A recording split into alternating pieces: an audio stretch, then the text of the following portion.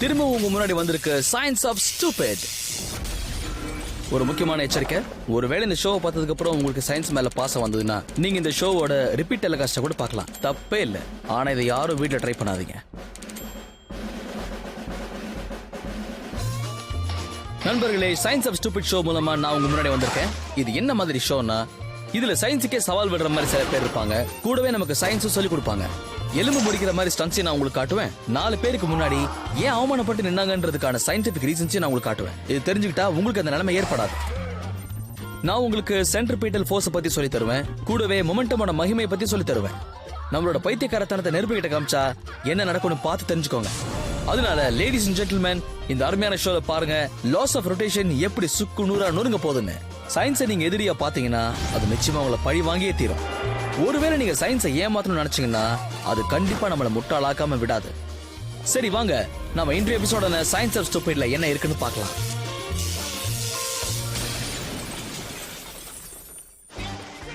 இன்னைக்கு எபிசோட நம்ம பார்க்க போறது ஒரு மொமெண்டம் மாறுறதுனால என்ன மாதிரியான கொலிஷன் ஏற்படுதுன்னு தெரிஞ்சுக்க போறோம். ஓவரா குதிக்கிறவங்க பின்னாடி இருக்கிறது ஓவர் கான்பிடன்ஸ். பட்டாசு வெடிக்கிறதுனா எல்லாருக்குமே பிடிக்கும், ஆனா பட்டாசு இந்த மாதிரி வெடிச்சதுன்னா யாருக்கு தான் பிடிக்கும் சொல்லுங்க. சரி, முதல்ல இத பாருங்க.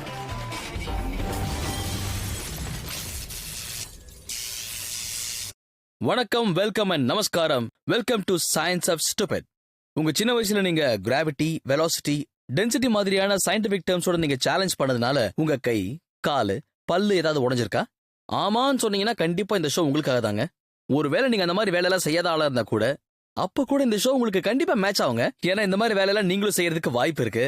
ஏன்னா நாங்க இந்த ஷோல சில பேர் பண்ண பைத்தியக்காரத்தனமான வேலைகளும் அதுக்கு பின்னாடி சயின்ஸ் எந்த அளவுக்கு ஒளிஞ்சிருக்குன்றதையும் காட்ட போறோம். ஏன்னா பயந்தாதான் ஜெயிக்க முடியும். ஆனா பைத்தியக்காரத்தனத்துக்கு வெற்றி கிடைக்கும் எதிர்பார்த்தா எப்படி? சரி, இன்னைக்கு எபிசோட ஆரம்பிக்கலாம்.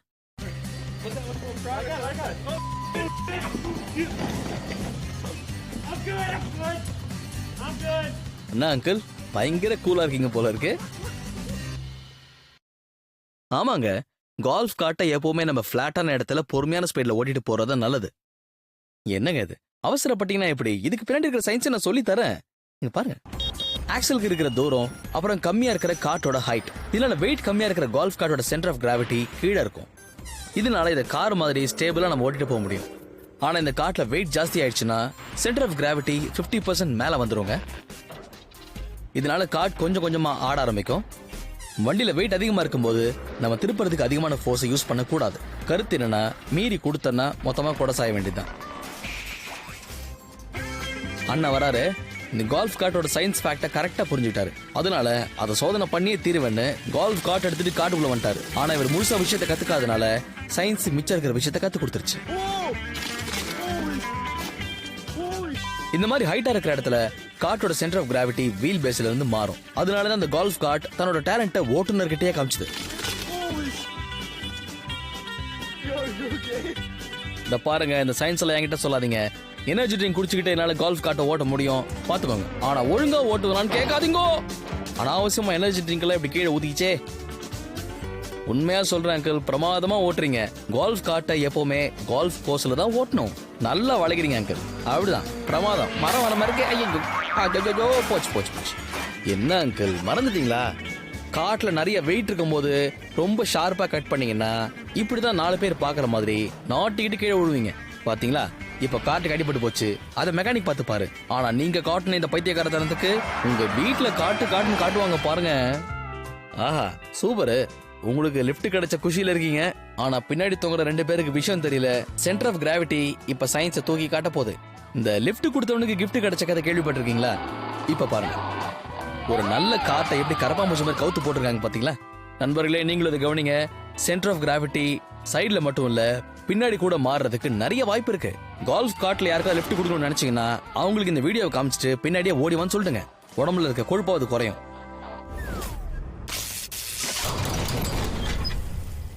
Save tree, save earth. ஆமாங்க, மழை இல்லைன்னா எதுவுமே இல்லை. நமக்கு ஆக்சிஜன் கிடைக்கிறதே மரத்துல இருந்தாங்க. பறவைகளுக்கும் அதுதாங்க வீடு. மரத்தை வெட்டுறது மிகப்பெரிய குற்றமும் கூட. இதனால என்ன ஆகுதுன்னு பாத்தீங்கன்னா, என்வாயன்மெண்ட்டுக்கு ஏற்படுற நஷ்டம் ஏற்பட்டுட்டே தான் இருக்கு. ஆனா இங்க வேற சில பேருக்கு ஏகப்பட்ட நஷ்டம் ஏற்பட்டுட்டு தான் இருக்கு.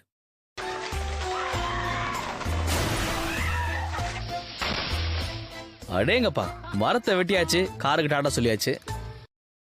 ஒரு வேலை ரொம்ப தேவைப்பட்டதுன்னா இந்த மாதிரி வேலையை ப்ரொஃபஷனல்ஸ் கிட்ட ஒப்படைச்சிட்டோம்னா பிரச்சனையே இருக்காது. இது நான் எதுக்காக சொல்றேன்னா, இந்த வேலையிலயும் சயின்ஸ் அடங்கி இருக்குன்றதுதான் அடியனோட கருத்து. நான் சொல்ற பேச்சை ஏன் கேட்க மாட்டேங்கிறீங்க? இப்ப உங்களுக்கே புரியும். மரத்தை வெட்டுறதுக்கும் சயின்ஸ்ல ஒரு சரியான வழி இருக்குன்றதை நீங்க தெரிஞ்சுக்கணும். ஒரு மரத்தோட சென்டர் ஆஃப் மாஸ் எந்த பாயிண்ட்ல இருக்கோ அங்கதான் அதோட வெயிட் பேலன்ஸ் ஆகும். கஷ்டத்திலும் நஷ்டத்திலும் நமக்கு துணையா இருக்கிற கிராவிட்டி கீழே விழப்போற மரத்தை எந்த பக்கம் இழுக்கும்னா அதோட சென்டர் ஆஃப் மாஸ் இருக்கிற பக்கம் தான். அதாவது மரம் எந்த பக்கம் ஜாஸ்தி வெயிட் இருக்கோ அந்த பக்கம். தனக்கு வேண்டிய சைட்ல மரம் வேணும்னா மரத்தை வெட்டுறவங்க முதல்ல எக்ஸ்ட்ரா வெயிட்டை வெட்டுவாங்க. இப்படி பண்ணும்போது மரத்தோட சென்டர் ஆஃப் கிராவிட்டி மாறும். அப்பதான் நாம மரம் கீழே விழுற டைரக்ஷனை மாத்த முடியும். செயினோ இல்ல கயிறோ வச்சு கட்டி இழுக்க நினைக்கிறவங்க மரத்தோட அடிப்பகுதியில கொஞ்சம் வெட்டுவாங்க. ஆனா ஒண்ணு, இந்த கட்டு மட்டும் இருந்தா போதாது. எப்படி இருந்தாலும் சென்டர் ஆஃப் மாஸ் இருக்கிற பக்கம் தான் இந்த மரம் கீழே விழும். அதி மாட்டா. பாத்தீங்கல்ல, மரத்தை வெட்டுற வேலையை ப்ரொஃபஷனல்ஸ் கிட்ட ஒப்படைக்க வேண்டாம் அப்படின்னு நீங்க நினைச்சீங்கன்னா அது மிகப்பெரிய தப்பு. சோ ப்ளீஸ், இந்த பயங்கரமான வேலையை சில மரமண்டிங்க யோசிக்காம பண்ணதால வந்த விளைவை மட்டும் பாருங்க. இதோ இந்த மரத்தை இன்னைக்கு நான் காலி பண்ண போறேன். இந்த மரம் என் வீட்டுக்கு முன்னாடி இருக்க கூடாது. ஏன்னா இதுக்கு மேல இருக்கிற பறவைங்க என் வீட்டு கூரை அதோட டாய்லெட்டா யூஸ் பண்ணுதுங்க. ஐயோ, இனிமே என் வீட்டு டாய்லெட்டை நான் கூட யூஸ் பண்ண முடியாது போல இருக்கு. அண்ணன் எப்படி செலவே இல்லாம வீட்டை இடிச்சாரு பாத்தீங்களா? வேலைக்கு வேலையும் ஆச்சு, அண்ணன் வீடும் காலியாச்சு. உங்க மூளையே மூளை. நீங்க பாருங்க, இந்த மரத்தோட கிளைகள்ல ரைட் சைடு அதிகமா இருக்கிறதுனால சென்டர் ஆஃப் மாஸ் படி மரம் ரைட் சைட்ல தான் விழும். நம்ம அண்ணனோட நேரம் மரத்தோட சென்டர் ஆஃப் மாஸ் வாஸ்து படி அண்ணனோட வீட்டை நோக்கி இருந்திருக்கு. என்கிட்ட மிஷின் இருக்குன்னு அண்ணன் மரத்தை அறுத்தாரு. அண்ணனோட பாசத்துல மரம் மயங்கி வீட்டு மேலேயே விழுந்துருச்சு.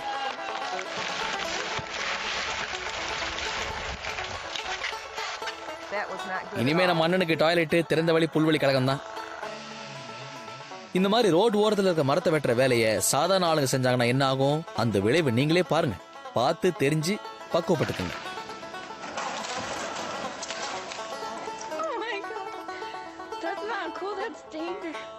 எப்படி செயின் ரியாக்ஷனு? நல்ல வேலை கீழே கார் எதுவும் இல்ல. ஒரு வாட்டி ரிவைன் பண்ணி இதை திரும்பவும் பார்ப்போம். ஏன்னா தப்பு எங்க நடந்ததுன்னு தெரிஞ்சுக்கணும்ல. இதை பார்த்தாலே தெரியுது மரம் லைட்டா லெஃப்ட் சைட்ல பெண்ட் ஆயிருக்கு. சோ இதோட சென்டர் ஆஃப் மாஸ் ரோட்டுக்கு மேல் பகுதியில் இருக்கு. சோ கருத்து என்னன்னா, இவர் வெட்டுறதை நிறுத்திட்டு வேலையை பார்த்துட்டு போயிருக்கணும்.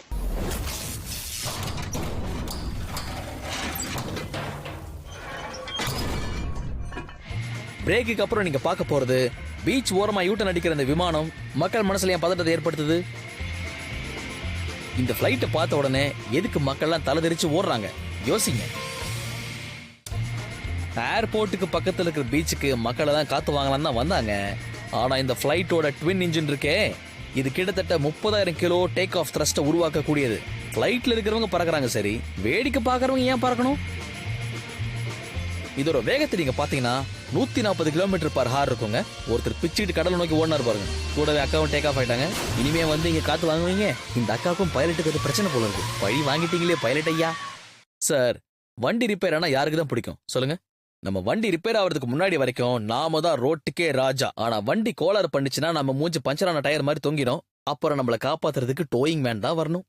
ஆனா சில நேரத்துல டோயிங் வேன் கூட வண்டியை சீப்போன்னு கட்டி விட்டு போயிடும். பாக்குறதுக்கு எவ்வளவு சிம்பிளா இருக்கு, ஆனா இது அந்த அளவுக்கு சிம்பிள் இல்லைங்க. இதுக்கு 2 முக்கியமான காரணம். ஒன்னு டென்ஷன், இன்னொன்னு ஸ்ட்ரெஸ் தாங்க. ஐயோ இல்லைங்க, நான் கல்யாணத்தை பத்தில ஒன்னும் பேசல. நான் எவ்வளவு பொறுப்பா டோயிங் வேன் பத்தி பேசிட்டு இருக்கேன். டென்ஷன் அப்படிங்கிறது ஒரு ஃபோர்ஸ். அந்த ஃபோர்ஸ் மூலமா ஏதாவது ஒரு பாடியை ஒரு டைரக்ஷன்ல இழுக்க பயன்படுத்துவோம். இந்த டென்ஷன்ல உருவாகிறது தான் ஸ்ட்ரெஸ். எந்த பகுதியிலிருந்து நம்ம பாடியை இழுக்கிறோமோ அங்கதான் இந்த ஸ்ட்ரெஸ் உருவாகும். டென்சைல் ஸ்ட்ரெங்த் ஸ்ட்ரெஸ்ஸோட குவான்டிட்டியோட பேர் இது. இதனால பாடியோட கனெக்டா இருக்கிற இடம் உடைஞ்சு போயிடும். நல்லபடியா டோயிங் பண்ணணும்னா முதல்ல ஒரு விஷயத்தை உறுதி பண்ணிக்கணும். டோயிங் பாயிண்ட், அதாவது டென்சைல் ஸ்ட்ரெங்த் கொடுக்கப்படுற ஸ்ட்ரெஸ் அது தாங்கணும். டோயிங் பாயிண்ட்டை நல்லா கட்டிருக்கணும். பலமான இடத்துல அது கட்டிருக்கணும். சயின்ஸை புரிஞ்சுக்கிட்டா பிரச்சனை இல்ல.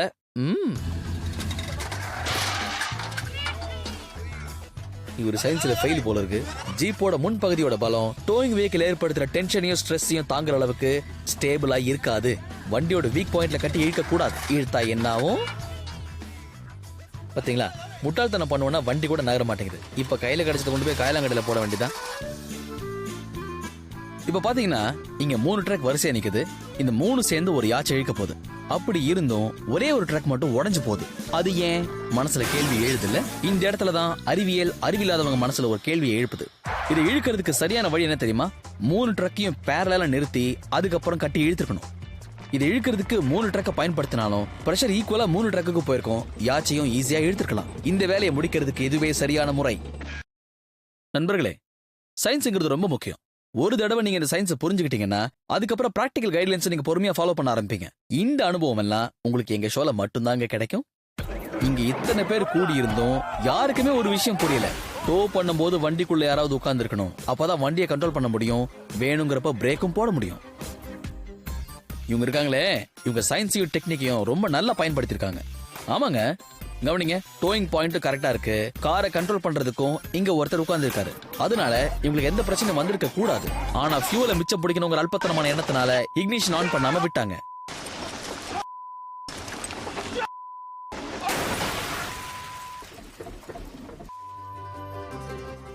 இக்னிஷன் எப்போ ஆன் பண்ணி வைக்கணும் எதுக்கு தெரியுமா?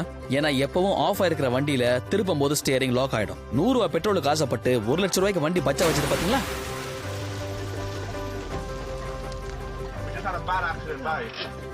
சரி, போன் பண்ணி பேசுறாரு. அப்ப சாருக்கு ஒண்ணு அவளைன்னு அர்த்தம். சரி, எனக்கு ஒண்ணு தெரியணும். இந்த உலகத்துல எந்த ஒரு பொருளை பல்ல உடைச்சிக்கிறதுக்கு, எலும்பு உடைச்சிக்கிறதுக்கு, இல்ல 4 பேர் முன்னாடி அவமானப்பட்டு நிக்கிறதுக்குன்னு கண்டுபிடிச்சாங்கன்னு சொல்லுங்க பாக்கலாம். நான் சொல்லட்டுமா? போகோ ஸ்டிக் தான், வேற என்ன? முதல்ல இதை வாங்கின குஷியில எகிரி எகிரி குதிப்போம். அதுல பக்கத்திலே இருக்கிற ஆப்பு கண்ணுக்கு தெரியாது. கஜக்கா. ஒருவேளை உங்க போகோ ஸ்டிக்கை வச்சு நீங்களும் நல்லா என்ஜாய் பண்ணணும், கைகால உடைச்சிக்க கூடாதுன்னு நினைச்சா இதுல இருக்கிற பிசிக்ஸை புரிஞ்சுக்கிட்டோம்னா நம்ம கைகால பிச்சுக்காது. அட, பிசிக்ஸ் தெரியாதா? நம்ம சயின்ஸோட 2வது புள்ள. நீங்க முக்கியமா தெரிஞ்சுக்க வேண்டியது இந்த போகோ ஸ்டிக்ல இருக்கிற அதோட எனர்ஜி, அப்புறம் ஆங்கிள் ஆஃப் லேண்டிங் பத்தி தெரிஞ்சுக்கணும். இல்லன்னா ரொம்ப வருத்தப்படுவீங்க. நீங்களாவது வீடியோவை பார்த்து தெரிஞ்சுக்க போறீங்க. இதை தெரிஞ்சுக்காம வாங்கின அவங்களுக்கு எவ்வளவு வருத்தம் இருக்கும். சரி, இந்த நிலைமை உங்களுக்கு வரக்கூடாதுன்னா இதுக்கு பின்னாடி இருக்கிற சயின்டிபிக் ரீசன்ஸை நான் உங்களுக்கு எடுத்து சொல்ல போறேன். போகோ ஸ்டிக்ல பாத்தீங்கன்னா ஸ்ப்ரிங் இருக்கும், கம்ப்ரஸ்ட் ஏர் இருக்கும், அதுவும் இல்லனா எலாஸ்டிக் கூட இருக்கும். இதோட வேலை என்ன தெரியுமா? ஒரு பவுன்ஸ்ல எனர்ஜியை ஸ்டோர் பண்ணணும், இன்னொரு பவுன்ஸ்ல எனர்ஜியை விடணும். ஹூக்ஸ் லா படி பார்த்தா எந்த ஸ்ப்ரிங் மேலேயும் கொஞ்சம் எனர்ஜியை பயன்படுத்தினாலும் அது கம்ப்ரஷனுக்கு எதிராக செயல்படும். இதுக்கு என்ன அர்த்தம்னா, அந்த ஸ்ப்ரிங் மேல நீங்க எவ்வளவு ஃபோர்ஸ் கொடுக்குறீங்களோ அதே அளவுக்கு ஃபோர்ஸ்ல உங்களை காத்துல எகிர வைக்கும். இதுல முக்கியமா நீங்க போகோ ஸ்டிக்கை எப்பவுமே தரையில 90 டிகிரி ஆங்கிள் தான் லேண்ட் பண்ணணும். நீங்க பாட்டுக்கு குதிக்கிற ஜோர்ல ஆங்கிள கொஞ்சம் கோணையாக்குனீங்க, அதுக்கப்புறம் உங்க நடை உடையெல்லாம் கோணை ஆவறதை யாராலையும் தடுக்க முடியாது. ஒரு விஷயம் தெரியுமா? சில நல்ல உள்ளங்கள் என்ன நினைக்கிறாங்கன்னா, போகோ ஸ்டிக் மூலமா நல்ல உயரமா குதிச்சு லேண்டிங்க கத்துக்கிட்டோம்னு நினைக்கிறாங்க. அதனாலதான் உடனே ட்ரிக்ஸ் எல்லாம் ட்ரை பண்றாங்க. ஆனா ரியலி காய்ஸ், உங்களுக்கு ட்ரிக்ஸ் மட்டுமா வரப்போகுது? இந்த நோ டவுட் எக்ஸ்பர்ட்ஸ்க்கு சயின்ஸ் பத்தி தெரியுமோ தெரியாதோ, இந்த போகோ ஸ்டிக்ஸை பத்தி பாட்டா தெரிஞ்சு வச்சிருக்காங்க. அதனாலதான் இவங்க பவுன்ஸ் எனர்ஜியை வச்சு நல்ல ஹைட்டா குதிக்கிறாங்க. அதே மாதிரி நமக்கு நிறைய ஸ்டன்ஸும் செஞ்சு காட்டுறாங்க. உங்களுக்கு வித்த தெரிஞ்சா இந்த பவுன்சிங் எனர்ஜியை வச்சு சூப்பரான லேண்டிங்கும் செஞ்சு காட்டலாம். சார் அடிக்கிறாரு பாருங்க. எப்படி இதை நாங்க பண்ண மாட்டோமா அப்படின்னு பக்கத்து விட்டு மொச கொட்டி ட்ரை பண்ணாரு. துள்ளி குதிச்சதுல கில்லி நசுங்கினதான் மிச்சம். சூஸ்தான். சும்மா ஜங்குன்னு குதிச்ச ஜாக்சனை ஜாக்கி போட்டு தூக்குற நிலைமை ஆயி போச்சு. இவ்வளவு அதிகமான பொட்டன்ஷியல் எனர்ஜி ஸ்டோர் ஆகி ரிலீஸ் ஆகும் போது மண்டையில ஏத்திக்க வேண்டிய முக்கியமான விஷயம் தெரியுமா நண்பா? லேண்டிங் ஆங்கிள் எப்படின்னு தான். இப்ப நறுக்குன்னு சொல்லிட்டா லேண்டிங் ஆக வேண்டிய டிகிரி எது? 90 கட்டிங். நான் சொன்னதை தப்பா புரிஞ்சுக்கிட்டு 90 கட்டிங்க போட்டு லேண்டிங் பண்ண ட்ரை பண்ணா இப்படிதான் மனசு துள்ளாத மனமா துள்ளும். அதுக்குன்னு நம்ம இப்படி வயசையும் சைஸையும் மறந்து கூட சேர்ந்து குதிச்சோம், அவ்வளவுதான் சப்பலா கிட்ட பிச்சுக்கும். வாவ், ரொம்ப போக்கஸ்டா இருக்காரு. கருத்தை கொண்டு வந்து நெத்தி போட்டுல நிறுத்திருக்காரு. அதனாலதான் வழிக்கு அடிச்சு போட்டு தெரிச்சு போச்சு. அட என்னயா நீ கரெக்டா 90 டிகிரில குதிச்சுட்டே இருந்த, கடைசி நேரத்துல நீ யார பத்தி நினைச்ச? போகஸ்டி கோச்சிட்டு போயிடுச்சு பாரு. உன் நல்ல நேரம் பின்னாடி புல்லு முளைச்சிருக்கு. கூட்டத்துல 4 பேர் வருவாங்க தெரிஞ்சே பிரமாதமான பாவாடையை போட்டு வந்திருக்காரு. சரியாத கிரௌட் அட்ராக்ஷனுக்காக போட்டிருக்காரு. ஆனா இவருக்கு போகோ ஸ்டிக்கை பத்தி முழுசா தெரியுமா தெரியாதா? இதுல நாம தெரிஞ்சுக்க வேண்டியது என்னன்னா, போகோ ஸ்டிக்கை பத்தி முழுசா தெரிஞ்சனா முழுசா வீட்டுக்கு போய் சேரலாம். முக்காவாசி தெரிஞ்சிருந்தா கூட கீழே விழுந்து பக்காவா ஆதிவாசி மாதிரி ஆயிடுவோம். நல்ல காத்து வாங்குற சந்தோஷத்துல ஒழுங்கா போயிட்டு இருந்தவர் கோட்டை விட்டாரு. போகோ ஸ்டிக் எடுத்து கோட்லயே விட்டாரு. ஆஹா, அப்படித்தான். மக்களே, எல்லாரும் ஷோவை பாத்தீங்களா? யாரும் துட்டு திருப்பி கேட்காதீங்க, ஹாஸ்பிட்டல் நிறைய செலவு இருக்கு. போல் டான்சிங். ஆமாங்க, நான் போல் டான்சிங்லாம் பாத்திருக்கேன். நீங்களும் பாத்திருப்பீங்கன்னு எனக்கு தெரியும். ஏது தெரியுமா? வசீகரா பார்க்கும்போது குஜாலா இருக்கும். ஆனா நம்ம பாட்டு பார்க்க போறது இல்ல. இந்த போல் டான்சிங்ன்ற பேர்ல 4 டான்சர் கீழே விழுந்தாங்கோ. அதை பார்த்து நீங்களும் விழுந்து சரிங்க. இந்த அக்காவோட வீட்டுக்காரு வேணும்னு கம்மி நட்டு வச்சிருக்காரு. காண கிடைக்காத காட்சின்னு கரெக்டா வீடியோ பிடிச்சி வச்சிட்டாரு. இதுல இருந்து நாம என்ன தெரிஞ்சுக்கிட்டோம்னா, போல் டான்சிங் ஆடும் போது பிகினி போட்டுட்டு ஆடுறதை விட முக்கியமான விஷயம் ஒண்ணு இருக்கு. எஸ், உங்க நல்லதுக்காக சொல்றேன். அதுல இருக்கிற சயின்ஸையும் தெரிஞ்சுக்கிட்டு ஆடுங்க. வாங்க கிளாஸுக்கு வாங்க. போல் டான்சிங்ல பாத்தீங்கன்னா அந்த டான்சர் கம்பியை பிடிச்சிட்டு நாலா பக்கமும் வளைஞ்சு நெளிஞ்சு ஆடுவாங்க. இதோட பேலன்ஸ் என்னன்னா இந்த சென்ட்ரல் பிவட் பாயிண்ட் தான். கிராவிட்டி இந்த டான்சரோட பாடியை கீழே இழுத்துக்கிட்டே இருக்கும். அதனால கிராவிடேஷனல் புல் கிட்ட இருந்து தப்பிக்கிறதுக்காக இவங்க ஃபிரிக்ஷனோட உதவியை நாடி போறாங்க. இந்த டான்சர்ஸ் முக்காவாசி என்ன பண்ணுவாங்கன்னா அவங்களால முடிஞ்ச அளவுக்கு போல ஒட்டி அவங்களோட உடம்ப மேக்ஸிமம் வச்சிருப்பாங்க. இதுக்கு ட்ரெஸ் சின்னதா இருந்தாதான் இவங்களோட பாடி அதிகமா அந்த போல்ல படும். சோ ஃபிரிக்ஷனும் ஜாஸ்தி ஆகும். இதுக்கு தான் இந்த ட்ரெஸ். புரிஞ்சுதா? வாவ், நீங்க ஷீலா பால், என் பேரு மனிஷ் பால். ஐயோ என் பேபி டால். டங். என்ன தலை சுத்துதா? குனிஞ்சு பார்த்தா முதுகு தெரியுமே. பிரமாதமா ஆரம்பிச்சாங்க. வெறும் காலுங்கிறதுனால சூப்பரா கிரிப் கிடைச்சது. அப்படியே 2 கையாலும் போல பூச்சாங்க. அக்கா காலை சுத்த ஆரம்பிக்கும் போது கையை விட வேண்டிய நிர்பந்தத்துக்கு தள்ளப்பட்டாங்க. அவங்க கை விட்டது போலோட பாடியும் ஓட்டிருக்கணுங்கிற முக்கியமான பாயிண்டையும் சேர்த்துதான். விளைவு கலங்கியது கண்ணியின் கபாலம். இப்போ இந்த பொண்ணு மாதிரியே நீங்களும் விதவிதமா வளைஞ்சு நெளிஞ்சு போல் டான்சிங் பண்ணணும்னு நினைக்கிறீங்களா? அப்போ இதோட டெக்னிக்கும் சயின்ஸையும் நீங்க முதல்ல புரிஞ்சுக்கணும். அப்புறம் உங்க இஷ்டத்துக்கு ஆடுங்க. அதுக்குன்னு நான் கம்பியை பிடிச்சி காலை தூக்கி சொல்ல போறது இல்ல. நீங்களே வீடியோ பார்த்து தெரிஞ்சுக்கோங்க. போல் டான்சர்ஸ் எப்பவுமே தன்னை போலோட ரைட் ஆங்கிள் வச்சுப்பாங்க. இதனாலதான் அவங்க தங்களோட கைகளை ஒரு லிவர் மாதிரி பயன்படுத்துவாங்க. அதாவது ஒரு லிவரை புஷ் பண்ணி இன்னொரு லிவரை புல் பண்றதுனால இவங்களோட வெயிட் லிஃப்ட் பண்றாங்க. இவங்களோட சென்டர் ஆஃப் கிராவிட்டி போலுக்கு கொஞ்சம் தூரமா இருக்குங்க. இதனால போல்ல ஏற்படுற ஃபோர்ஸ் டான்சரோட எடையோட ஒப்பிட்டு பார்த்தோம்னா 60% அதிகமா இருக்கும். இதனால எப்பவும் இந்த போல் ரொம்ப ஸ்ட்ராங்கா இருக்கணும். இல்லைன்னா முருங்கா மாதிரி உடஞ்சிரும். இப்போ இந்த டான்ஸரை பாருங்க. இவங்க போல் டான்சிங்ல சயின்ஸ் ட்ரைனிங் படிச்சுட்டு வந்தவங்க. அந்த மொத்த நம்பிக்கையும் போல் மேல வச்சாங்க. ஆனா கிளப் நடத்துறவர் தாராளமான கஞ்ச பிசினாரி போல இருக்கு. பத்த வச்ச போல நிக்க வச்சு வித்த காட்டும் போது மொக்கையாயி போச்சு. கிளப் நடத்தணும்னு நினைச்சது தப்பு இல்ல. இந்த மாதிரி போல்னு சொல்லணும்ல அந்த பொண்ணுகிட்ட. பாக்குறவங்களுக்கு பத்திக்கணுங்கிறதுக்காக இப்படி பத்த வச்ச போல நிக்க வைப்பாங்க. இப்ப அந்த பொண்ணுக்கு எங்கெங்கெல்லாம் பத்த வைக்கணுமோ என்ன விஷயம்னே தெரியாம நடுவுல வந்து நானும் பண்றேன்னு தலையை விட்டா என்ன ஆகும்? பின்மண்ட தரையில அடிக்கும், கால் வி ஷேப்ப காட்டும். அதை பார்த்து பொண்ணுங்களாம் பல்ல காட்டுவாங்க. நீங்க எந்த பட்டாசு எடுத்துக்கிட்டாலும் அதுக்குள்ள கன் பவுடர் இருக்கும். அப்பதான் அது நல்ல எனர்ஜியோட வானத்துக்கும் போகும். போன வேகத்துல மெட்டல்ஸோட ரியாக்ட் ஆகி அழகான கலர்ஸா வெளியே வந்து நம்மள சந்தோஷப்படுத்தும். கலரா வருதுங்கிறதுக்காக அசால்ட்டா இருக்காதீங்க. ஏன்னா பட்டாசுங்கிறது என்னைக்குமே ஆபத்தான விஷயம். அதுக்காகவே உங்களுக்கு கன் பவுடரை பத்தின சயின்ஸை சொல்ல போறேன். கன் பவுடரை பாத்தீங்கன்னா ரொம்ப சீக்கிரமா எரியும். ஏன்னா இதுல ஆக்சிஜனோட அளவு ஜாஸ்தியா இருக்கும். வெறும் 0.2 செகண்ட்ஸ்ல பட்டாசுக்குள்ள இருக்கிற மருந்து பயங்கர சூடாயிடும். எந்த அளவுக்குன்னா ஒரு ஸ்டீலே கரைக்கிற அளவுக்கு அது ஒரு டெம்பரேச்சர் அடையும். உதாரணத்துக்கு ஒரு ராக்கெட் கன் பவுடர் எரியும் போது எக்ஸாஸ்ட் கேஸ்ல உருவாகி வெளியே வருது. இதனால ராக்கெட் பறந்து வானத்துக்கு போய் அதுக்கப்புறமா வெடிக்கும். இப்போ தரையில வெடிக்கிற பட்டாசு பாத்தீங்கன்னா அதோட எக்ஸாஸ்ட் கேசஸ் வேற டைரக்ஷனுக்கு போகும். அதுக்கப்புறமா பட்டாசு வெடிக்க ஆரம்பிச்ச உடனே நம்மளால வெவ்வேறு நிறங்களை பார்க்க முடியும். அது மட்டும் இல்லாம பட்டாசுல இருக்கிற கேசஸ் ரொம்ப வேகமா வெளிப்பட்டதுனாலதான் டம் டும் டமால்னு நமக்கு சத்தம் கேட்கறதெல்லாம் நடக்குது. வெடிக்கிற இந்த சத்தம் 170 டெசிபிள்ஸ் வரைக்கும் இருக்கும். உங்களுக்கு இன்னொரு விஷயம் சொல்றேன். கன் பவுடர் பக்குன்னு பத்திக்க கூடியது. ஆனா இந்த மானுடருக்கு கொழுப்பு ஜாஸ்தி. பட்டாசு வெடிச்சு நாங்க நகர்ந்து போகாம பந்தா காட்டிட்டு பேன் வேடிக்கை பார்த்தா பர்னர் போட்டு படுக்க வேண்டியதான். ராக்கெட்டை மண்ணில் விடாதீங்க, பாட்டில் வச்சு விடுங்கன்னு 1000 வாட்டி சொன்னாலும் இந்த திப்பித்தலை எனக்கு புத்தி வந்ததா? வாட்டமா ராக்கெட்டை வாயில வச்சு பத்த வச்சுக்கிட்டு வானத்தை பார்த்து நிக்கிறான். ராக்கெட்டை கவினே செவ்வாய்க்கிரகத்துக்கு போயிடலாம்னு நினைச்சிட்டானோ சொந்த செலவுல வாயில வெல்டிங் வச்சுக்கினாரு. என்ன கண்ணா, எல்லா எக்ஸாஸ்ட் கேஸும் வாய்க்குள்ள போச்சா? 260 டிகிரி செல்சியஸ்ல ஷாக் அடிச்சிருக்குமே. உங்களுக்கு தெரியுமா? இந்த வாய்க்கு இதோட காலவரையற்ற லீவ் விடப்பட்டது. 3 வேளை நீர் ஆகாரம் தான். இப்படி ராக்கெட் விட்டாதான் உனக்கு உமானு உன் கேர்ள் ஃப்ரெண்டு சும்மா சொல்லியிருக்காயா? சின்ன பசங்க இந்த கோலி விளையாட்டு மாதிரி பட்டாசு வச்சு விளையாட என்ன ஆகும்? இதை வச்சுக்கிட்டு அட்டாக் பண்ற விளையாட்டுல விளையாடலாமா? இந்த தேராத கேஸ் 2 பேர் இந்த ஷோவை முன்னாடியே பார்த்துருந்தாங்கன்னா இவர் மூஞ்சில வெல்டிங் வாங்கியிருப்பாரா? இந்த ரணகலத்தை ஏத்துக்கிட்டு இப்படி ஒரு வீடியோவை நமக்கு காட்டலன்னா நமக்கு இப்படி ஒரு பாடம் கிடைச்சிருக்குமா? நீங்க தியாகி ஆயிட்டீங்க. வரலாறு பேச விடுங்க. நீங்க பாருங்க, எவனோ ஒருத்தன் தீபாவளியை ஊருக்கு முன்னாடி கொண்டாடுறான். எந்த பறக்கா வெட்டி எல்லா பட்டாசையும் ஒரே நேரத்தில் கொளுத்துச்சுன்னு தெரியல.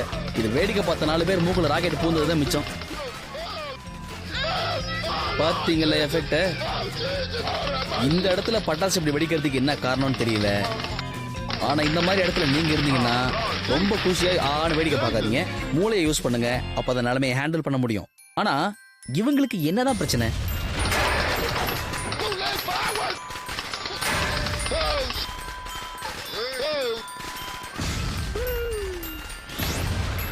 சரி விடுங்க, ஒன்னாவது ஒழுங்கா வெடிச்சுது.